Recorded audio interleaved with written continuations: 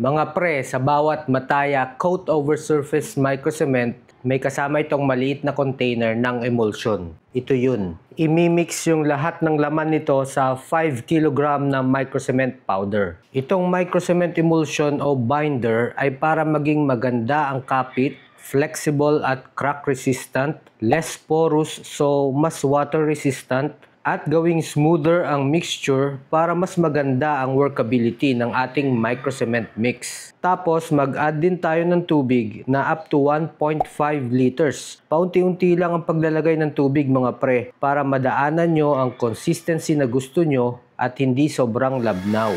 Then, i-mix lang natin hanggang wala ng lumps. Pwede nang i-apply ito sa ating target wall. Manipis lang ang bawat coat mga pre, around 1 mm lang.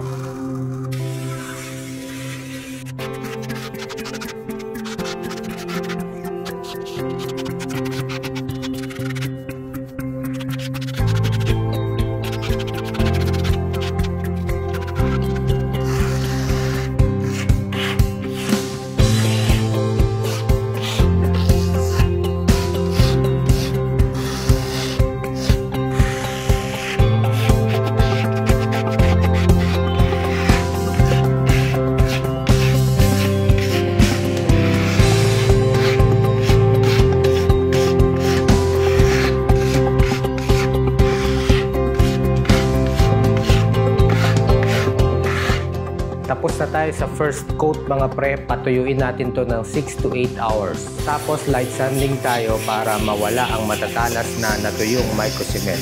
First coating pa lang to kaya kita pa yung ating mga hagod. Sa sandpaper, gumamit tayo ng 240 grit pataas. Then, linisin natin.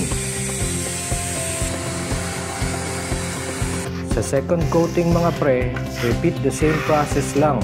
Pagkatapos, pwedeng dagdagan mo pa ng coatings o layers if sa tingin nyo ay hindi pa nako-cover ng maayos ang substrate. Basta ang minimum ay 2 coats.